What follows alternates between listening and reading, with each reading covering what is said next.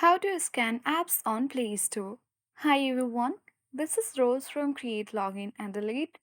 Without further ado, let's dive right into the video.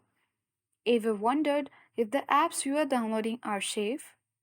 Staying secure is more important than ever.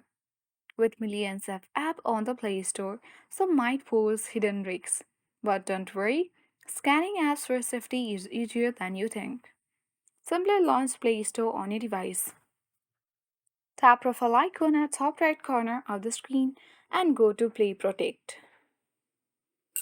Now tap on the scan button to check for any harmful apps already installed on your device. Play Protect will also automatically scan apps before and after installation, so you are protected in real time. By following this step, you can easily scan app on Play Store. Hope this video helped you. If you are new to our channel, hit the like button and subscribe for more tech and tips videos. Thank you for watching and see you in the next video.